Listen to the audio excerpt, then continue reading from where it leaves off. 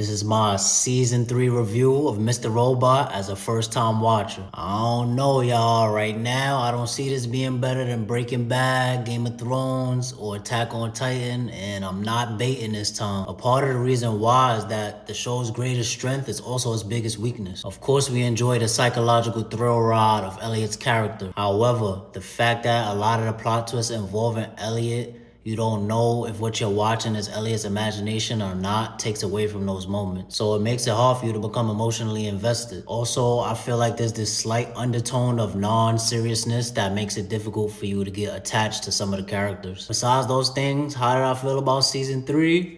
It was tough. In episodes 5, 8, and 10, amazing, but we'll talk about those at the end, so let's get to these characters. Elliot, I thought his internal conflict reached a climax last season, but it actually peaked in this season. It was interesting to see him falling apart and at odds with himself, but it ultimately brought him back together as one to now have a tunnel vision goal to achieve. Darlene loses it all this season, her mind, her confidence, her loved ones, but she does keep the love that she has for her brother. Angela, she's my favorite character right now. She has lost all touch with reality and has just become a puppet being controlled by multiple hands. Tyrell brought the cringe back again. I truly cannot enjoy his character because his acting is so bad, and it just stands out because everybody else is giving a great performance. Joanna, her character arc could have been better, but it was good nonetheless, and the climax of her story was great. Dom, she got that Hank from Breaking Bad plot armor, but her character actually grew on me this season, and I like how she went from super detective to having to make one of the biggest sacrifices at the end. Santiago is